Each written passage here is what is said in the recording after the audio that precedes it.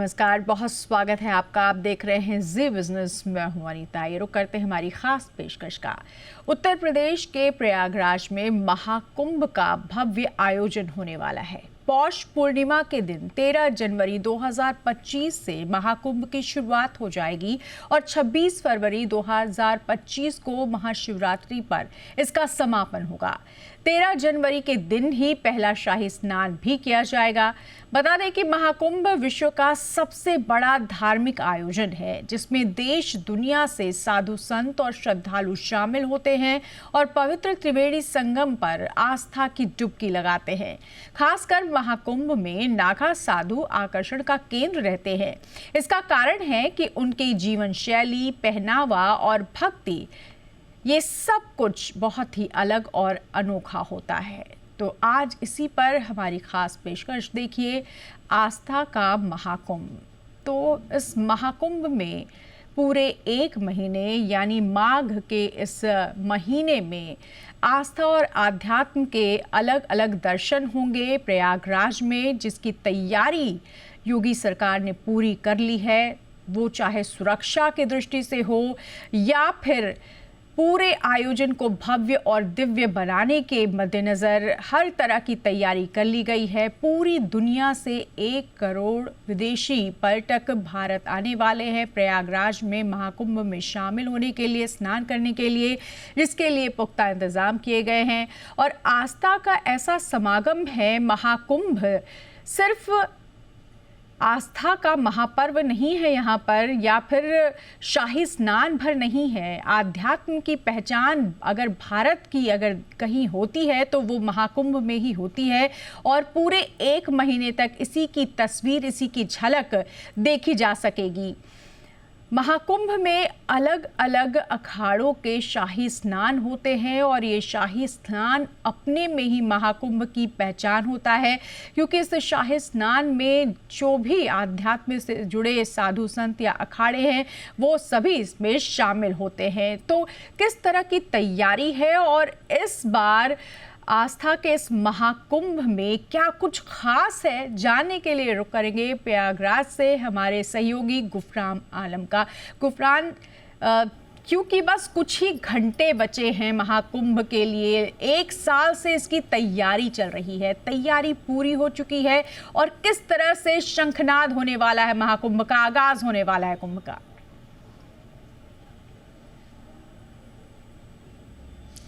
बिल्कुल, देखिए महाकुंभ का जो आगाज़ है वो 13 जनवरी जो पहला स्नान पर्व है पौष पूर्णिमा का, वहीं से इस पूरे महाकुंभ की जो शुरुआत है हो जाएगी। 26 फरवरी तक ये पूरा जो मेला है इसका आयोजन होना है। 3 जो प्रमुख स्नान हैं वो महाकुंभ के वो स्नान हैं जो अखाड़े जहां पर स्नान करते हैं। उस स्नान की अगर बात करें तो अभी तक शाही स्नान बोला जाता था, लेकिन इस बार उसको अमृत स्नान बोला जाएगा। अखाड़े जो 13 सनातन परंपरा के अखाड़े हैं वो अखाड़े इस अमृत स्नान में शामिल होते हैं। पूरे लाव लश्कर के साथ, पूरी भव्यता, पूरी दिव्यता के साथ संगमनोस पर पहुंच करके ये जो अखाड़े हैं त्रिवेणी की गोद में आस्था की जो डुबकी है लगाते हैं। और ये जो नज़ारा है वो बेहद बेहंगम होता है और जो दृश्य है वो पूरी दुनिया को अपनी ओर आकर्षित करता है। और इसके अलावा अगर व्यवस्थाओं की बात करें तो मेला क्षेत्र में जो तमाम ज़रूरी मूलभूत सुविधाएं होती हैं, चाहे फिर श्रद्धालुओं की बात करें, साधु संतों की बात करें, अखाड़ों की बात करें, वो हर सहूलियत और सुविधाएं योगी सरकार ने उपलब्ध कराने की जो ज़रूरी जिम्मेदारियां हैं वो निभाई हैं। और खुद मुख्यमंत्री योगी आदित्यनाथ लगातार प्रयागराज के दौरे पर पिछले कई दिनों से थे। यहाँ पर उनका मूवमेंट लगातार होता रहा। कई जानकारियां उन्होंने मेला क्षेत्र की खुद से साधु संतों से बात करके कलेक्ट किया और उन जो दिक्कतें थी, दुश्वारियाँ थी, उसको दूर करने का जो निर्देश है अधिकारियों को भी दिया था। और पूरे मेला क्षेत्र की जो तैयारियाँ कहें तो अब अंतिम चरण में है और अब से कुछ ही समय बचा है। 13 जनवरी की जो तारीख होगी पौष पूर्णिमा का स्नान पर्व होगा और पहले स्नान पर्व के साथ महाकुंभ का जो आगाज है वो हो जाएगा। 14 तारीख जो मकर संक्रांति का पर्व है, शाही स्नान जो अमृत स्नान के तौर पर जाना जाएगा। साधु संत जो हैं अखाड़े के वो महाकुंभ क्षेत्र के लिए महाकुंभ से क्षेत्र से संगम नूज के लिए रवाना होकर के स्नान करेंगे। और ये जो नज़ारा है अपने आप में ये कह सकें कि सनातन का ये अनूठा जो मेला है, महाकुंभ है, समागम है, ये न सिर्फ सिर्फ संगम की रेती से बल्कि पूरी दुनिया को एक जो संदेश है वो देता हुआ नजर आएगा। 144 सालों के बाद एक ऐसा दुर्लभ संयोग बन रहा है जब हर कोई दुनिया के किसी भी कोने में रहने वाला सनातनी होगा तो वो चाहेगा कि आस्था की डुबकी त्रिवेणी की पवन धारा में लगा सके, और इसको लेकर के वो भी कहीं ना कहीं से उत्साहित है और हर कोई आना चाहते हैं। यही वजह है कि सरकार ने जो एक अनुमान लगाया है कि 40 से 45 करोड़ जो श्रद्धालु हैं दुनिया के कोने कोने से यहाँ पर पहुँचने वाले हैं, तो इसको लेकर के हर ज़रूरी जो इंतजामात हैं वो फिलहाल पूरे किए गए हैं। और अब इंतज़ार है, पहली जो तारीख 13 जनवरी की है, पौष पूर्णिमा का स्नान पर्व है, और यहीं से कल्पवास का जो शुरुआत है वो भी हो जाएगा। कल्पवास वो होता है जो 1 महीने तक रह करके जो श्रद्धालु हैं वो यहाँ पर जप तप ध्यान तमाम जो धार्मिक अनुष्ठान होते हैं उसको करते हैं।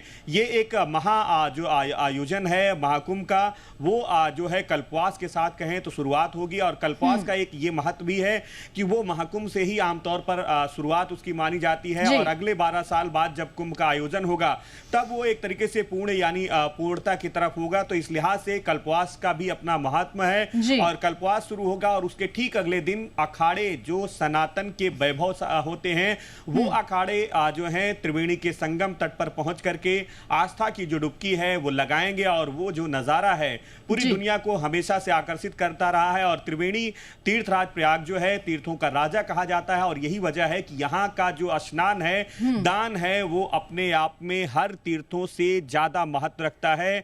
और यही वजह है कि हर कोई चाहता है कि महाकुंभ के दौरान संगम के धारा में पहुंच करके आस्था की जो डुबकी है लगा सके और अपने मोक्ष की प्राप्ति की कामना कर सके। बिल्कुल, तो हर कोई चाहता है, हर कोई यानी सिर्फ भारत में ही नहीं पूरी दुनिया में जो भी इस महाकुंभ महाआस्था के तस्वीर को देख रहा है, हर एक शख्स यही चाहता है कि वो आस्था की डुबकी लगाए।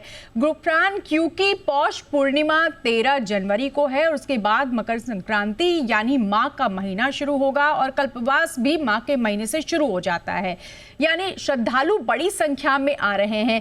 पहली डुबकी यानी अमृत स्नान के लिए कितने अखाड़े हैं, साथ ही कितने तादाद में श्रद्धालु यहाँ पहले स्नान के लिए पहुंचने वाले हैं?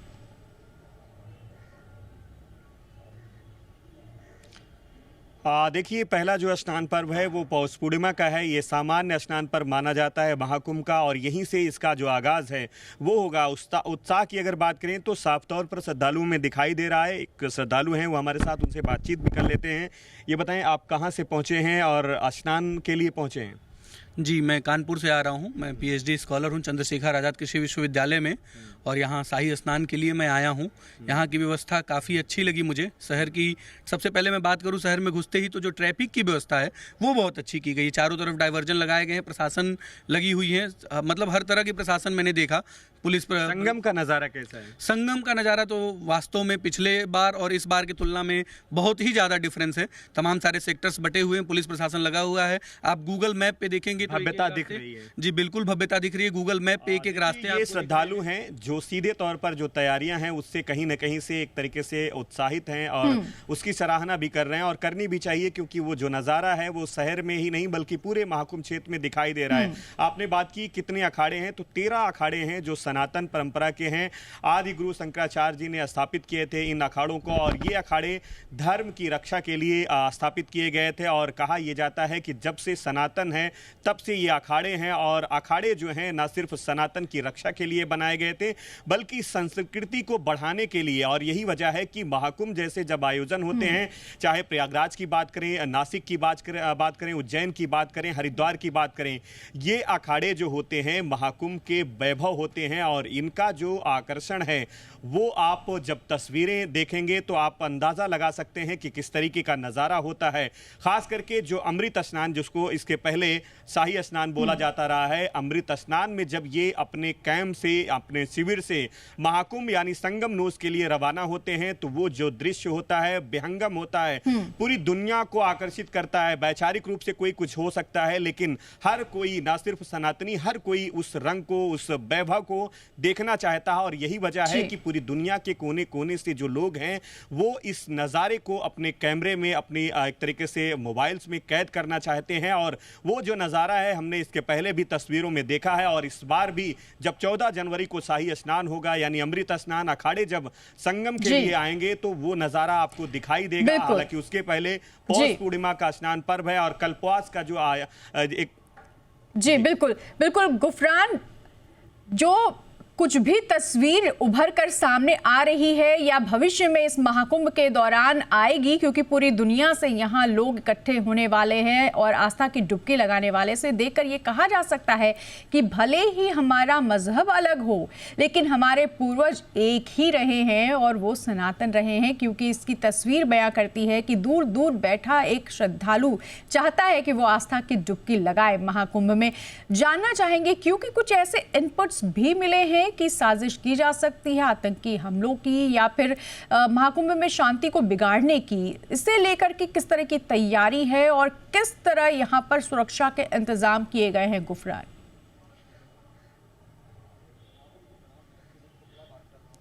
देखिए, बिल्कुल एक बड़ा समागम है, करोड़ों लोग जब यहाँ पर पहुँचेंगे तो जाहिर सी बात है सुरक्षा एक बड़ी जो चीज़ है वो सामने आती है। और पूरे मेला क्षेत्र की अगर बात करें तो करीब 50,000 जो पुलिसकर्मी हैं उनकी तैनाती की गई है। इसमें सिविल फोर्सेस के अलावा आरएएफ, सीआरपीएफ, इसके अलावा बीएसएफ और आर्मी के जो जवान हैं, एनएसजी के जो कमांडो हैं, एटीएस के कमांडो, एसटीएफ के कमांडो, स्नाइपर्स जो अपने अचूक निशानों के लिए जाने जाते हैं, जिनकी एक तरीके से जो मारक क्षमता होती है बेहद वो कारगर होती है और उनकी भी तैनाती महाकुंभ क्षेत्र में की गई है। श्रद्धालुओं को स्नान के दरमियान कोई असुविधा न हो इसलिए जल पुलिस और जो एनडीआरएफ और एसडीआरएफ की टीमें हैं वो भी महाकुंभ क्षेत्र में आपको तैनात दिखाई देंगी। इसके अलावा तीसरी नज़र जो है वो सीसीटीवी कैमरों की है, जिसकी लाइव मॉनिटरिंग जो है कंट्रोल रूम से की जा रही है। 2700 कैमरे पूरे मेला क्षेत्र में लगाए गए हैं। ड्रोन से भी महाकुंभ क्षेत्र की जो निगरानी है वो की जा रही है। चप्पे चप्पे, चौक चौराहे जो नाके हैं वहां पर बाकायदा जो बंकर होते हैं वो बना करके एक तरीके से सुरक्षा के लिहाज से वहां पर भी जो जवान हैं उनकी तैनाती की गई है। तो सुरक्षा के लिहाज से हर जरूरी जो एहतियाती कदम है वो उठाए गए हैं। खास बात यह है कि करीब 150 जो हैं घुड़सवार पुलिस जो हैं वो भी महाकुंभ क्षेत्र में नजर आएंगी, क्योंकि ये जो क्षेत्र होता है महाकुंभ का गंगा और यमुना की रेत पर होता है और रेत पर आम गाड़ियां कहें, चाहे टू व्हीलर्स की बात करें, फोर व्हीलर की जो व्हीकल्स होती हैं उनका चलना आसान नहीं होता। इस लिहाज से घुड़सवार पुलिस जो हैं उनको भी लगाया गया है। घोड़े जो हैं वो बाकायदा ट्रेंड हैं, वो पानी में भी चल सकते हैं, वो बालू रेत में भी चल सकते हैं, तो हर तरीके से कहें तो सक्षम हैं। तो इस लिहाज से सुरक्षा का जो घेरा है वो बेहद चाक चौबंद है और हर किसी पर नजर रखी जा रही है। बिल्कुल। और संदिग्ध अगर कोई मिल रहा है तो उससे डिटेन करके पूछताछ भी की जा रही है, उसके दस्तावेज भी तलाशे जा रहे हैं। तो हर जो एक तरीके से कहें जरूरी इंतजाम तो सुरक्षा के वो फिलहाल बिल्कुल जरूरी इंतजामात तो किए गए हैं और इन इंतजामों की लगातार निगरानी खुद मुख्यमंत्री योगी आदित्यनाथ लगातार कर रहे थे। वो पिछले 2 दिनों से प्रयागराज में थे और उन्होंने चप्पे चप्पे पर जाकर देखा महाकुंभ की तैयारियों को और वो उससे संतुष्ट भी हुए। उसके बाद उन्होंने प्रधानमंत्री से मुलाकात करके उन्हें महाकुंभ के लिए निमंत्रण भी दिया है। गुफरान, जानना चाहेंगे जिस तरह से अमृत स्नान की तैयारी चल रही है, जिस तरह से इसे हाईटेक बनाया गया है, जिस तरह से इसे भव्य और दिव्य बनाया गया है, पिछले महाकुंभ से अगर तुलना करें तो क्या कुछ अलग और क्या कुछ खास देखने को मिलेगा इस बार महाकुंभ में?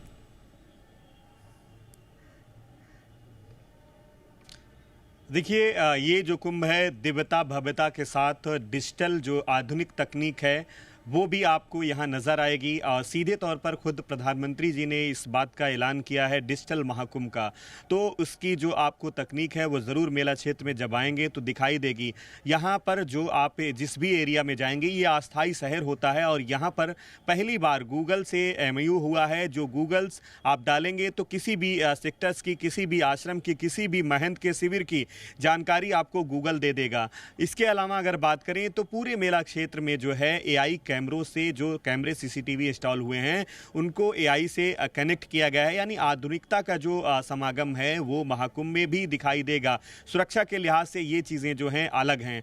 पूरे अगर मेला क्षेत्र की बात करें तो 4000 हेक्टेयर में ये मेला है। इसके पहले की बात करें तो ये 2500 से 3000 हेक्टेयर में होता था, लेकिन इस बार ये जो मेला है वो बृहद है और 4000 हेक्टेयर है। पांटून पुल जो हैं उनकी संख्या बढ़ा दी गई है। पांटून पुल वो होते हैं जो कैप्सूल नुमा होते हैं, गंगा और यमुना की जलधारा के बीच में उनको स्थापित करके एक ब्रिज का वो काम करते हैं और उसी के जरिए आप एक छोर से दूसरे छोर यानी गंगा के एक किनारे से दूसरे किनारे पर आपको उन्हीं पांटून ब्रिज का सहारा लेना होता है। वो 28 की संख्या में बनाए गए हैं।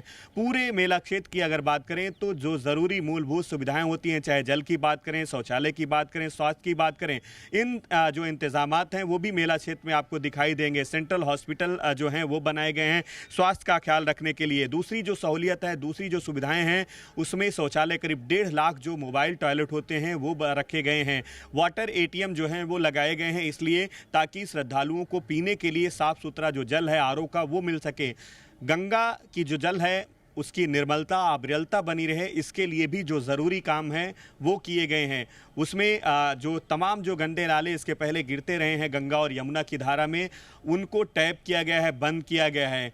पूरी तरीके से गंगा और संगम क्षेत्र में जल मिले स्नान के लिए, इसके लिए भी ज़रूरी जो इंतज़ाम हैं वो किए गए हैं। घाटों की जो संख्या की बात करें तो 7 नए जो पक्के स्नान हैं, स्नान घाट वो बनाए गए हैं। आमतौर पर प्रयागराज में आपको पक्के स्नान घाट इसके पहले नहीं देखे गए होंगे, लेकिन हाँ इस बार जब आप आएंगे तो यहाँ पर पक्के स्नान घाट भी आपको मिलेंगे। इसके अलावा 12 किलोमीटर के एरिया में जो अस्थायी तौर पर जो बोरियों से, रेत की बोरियों से अस्थायी तौर पे जो स्नान घाट बनाए जाते हैं उनका निर्माण किया गया है। तो कहें कि आपको हर तरीके से जो ज़रूरी सुविधाएं हैं महाकुंभ क्षेत्र के लिहाज से, श्रद्धालुओं के स्नान के लिहाज से वो उपलब्ध कराने की जो कोशिश है, जो कवायद है, वो फिलहाल मेला प्रशासन और योगी सरकार की तरफ से की गई है।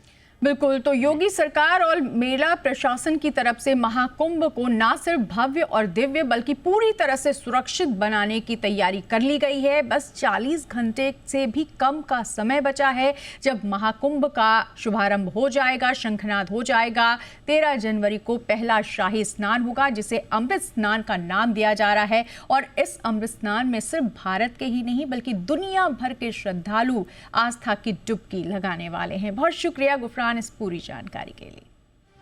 इसी के साथ इस बुलेटिन में फिलहाल इतना ही। जी बिजनेस पर खबरों का सिलसिला लगातार जारी है। फिलहाल दीजिए इजाजत, नमस्कार।